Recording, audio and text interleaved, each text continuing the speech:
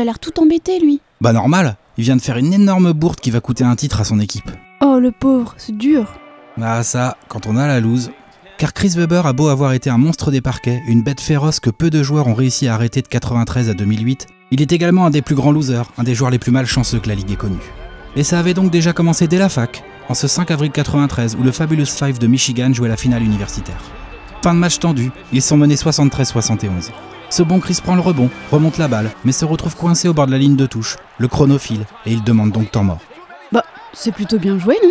Ils font souvent ça, les joueurs, le petit thé avec leurs mains. Ouais, sauf que quand on a plus, ça te coûte une faute technique, balle à l'équipe adverse et le titre de champion universitaire pour North Carolina. Voilà. Et à cause de cette connerie, 15 ans plus tard, il se fait encore chambrer le pauvre Chris. Mais finalement, cette monumentale erreur ne l'empêcha pas de se faire drafter en première position en juin 93 par le Magic, qui l'échangea tout de suite aux Warriors contre un certain Penny Hardaway. La NBA apprend alors à connaître le phénomène Webber. Ce très beau bébé de 2,08 m pour 112 kg, capable d'annihiler l'attaque adverse par un compte monstrueux. Tiens, rentre chez toi. Mais aussi capable de galoper en contre-attaque pour aller finir par un gros poster sur Sir Charles après avoir fait passer la balle dans son dos, juste comme ça pour le show. Sa première saison, C-Webb l'a fini avec plus de 17 points et 9 rebonds de moyenne, et le titre de rookie de l'année forcément. Pourtant, il fut tout de suite échangé à Washington car il ne s'entendait pas avec Don Nelson, le coach des Warriors à l'époque, qui voulait absolument le faire jouer pivot dans ce small ball aussi spectaculaire qu'inefficace. Pas sûr que les dirigeants de Golden State aient d'ailleurs fait le meilleur choix, car il leur a quand même fallu 12 ans avant de revoir les playoffs après le départ de Chris. Webber file donc chez les Bullets, mais ses 2 premières saisons dans la capitale seront gâchées par plusieurs blessures qui lui feront manquer la moitié des matchs et l'empêcheront de peser autant qu'il l'aurait voulu. C'est seulement en 96-97 que C-Webb effectuera sa première année pleine pour Washington. Depuis le poste d'ailier fort, il envoie plus de 20 points, plus de 10 rebonds, presque 5 passes décisives, 2 interceptions et 2 comptes de moyenne. Du lourd. Le bonhomme sait tout faire. Car en plus d'être une véritable bête physique, il nous fait admirer chaque soir ses superbes qualités techniques et sa compréhension du jeu très au-dessus de la moyenne. D'ailleurs, dans son sillage, les Bullets se qualifieront en play-off pour la première fois depuis 9 ans. Et à partir de la saison suivante, Chris Webber est clairement considéré comme un des meilleurs ailiers forts de la ligue au milieu des Karl Malone, Tim Duncan ou Kevin Garnett. Ce qui bizarrement n'empêche pas les dirigeants de Washington de le trader à Sacramento.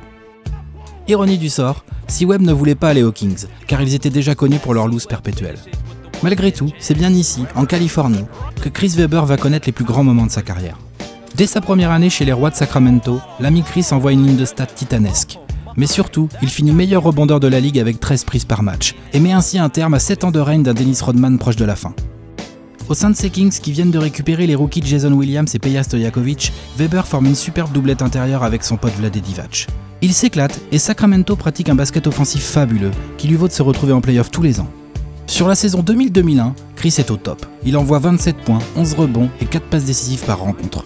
Un soir de janvier, il marque même 51 points accompagnés de 26 rebonds. Et ce joli petit poster sur la germaine. Franchement, il aurait pu être MVP. Mais il finira 4e de ce trophée et figurera bien sûr dans la All-NBA First Team pour l'unique fois de sa carrière. Dans la foulée, les Kings échoueront pour la 2e fois d'affilée face aux Lakers de Shaq et Kobe en play-off. Mais Webber le monstre se voit quand même offrir un contrat faramineux de 127 millions sur 7 ans par ces Kings qui croient dur comme fer dans ce joueur pour leur ramener un titre. De quoi s'assurer une bonne petite retraite. Et puis, il y a cette fameuse saison 2001-2002 que les Kings ont fini avec le meilleur bilan de la ligue, bien aidé par un Webber toujours aussi énorme. Et il y a ces fameux playoffs 2002 où les Kings ont écrabouillé le Jazz puis les Mavericks pour retrouver leurs ennemis de Los Angeles en finale de conférence. Il y a tout d'abord ce coup de poignard signé Robert Horry au match 4 qui a permis aux Lakers de revenir à 2-2 dans la série. Bon là Chris, tu le sais qu'il faut pas laisser l'ami Robert tout seul en fin de match. Malgré ça, les Kings trouvent la force de gagner le match 5 à domicile et se présentent au Staples Center, prêts à en finir et à enfin accéder au final. Emmené par un étincelant Chris Webber, Sacramento fait le match qu'il faut. Mais malheureusement, il semble que les instances NBA aient prévu un tout autre scénario là pour ce Game 6. Mais qu'est-ce que tu sous-entends? Bah, comment te dire? That it was an abomination, that it was an embarrassment to the league, that it was the worst officiated contest in professional basketball I'd ever seen. Tiens, là, sur cette action par exemple. Bah oui, bien sûr, il y a faute offensive, monsieur l'arbitre. Bah bien sûr, tout va bien. Car autant on ne peut que saluer la clutchitude de l'ami Horry au match 4, autant lors de ce 6e match, on ne peut qu'être scandalisé par les coups de sifflet horribles, voire honteux des arbitres tout au long de la rencontre. Et malgré tout ça, les Kings restent dans le match et ne sont menés que d'1 point à 12 secondes du buzzer final. Mais pour conclure ce récital de coups de sifflet nauséabonds, les arbitres oublient de sanctionner Kobe pour ce coup de coude façon box tie sur Mike Bibby, et préfèrent obliger Doug Christie à faire une faute pour envoyer le Mamba sur la ligne. D'où scandale. Former NBA referee says the playoff series between the Kings and Lakers in 2002 was fixed. Enfin bref, un nez cassé pour Bibi, 2 lancés pour Kobe et match gagné pour les Lakers. L'une des plus grandes injustices arbitrales que la NBA ait connue, et qui sera suivie par une victoire solide des Lakers lors du Game 7 à Sacramento. Weber ne sera plus jamais aussi proche de remporter une bague au cours de sa carrière. Mais que veux-tu, Chris, quand ça veut pas? Et puis compte pas sur Shaq pour te remonter le moral. Hein.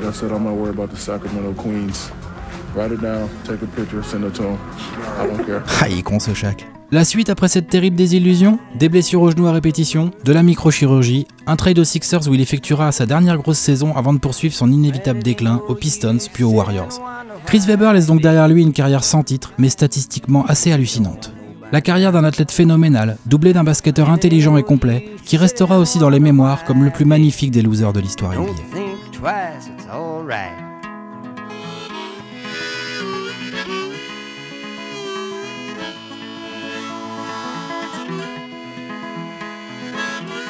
Moi je les aime bien tes monstres sans bac qui gagnent jamais rien.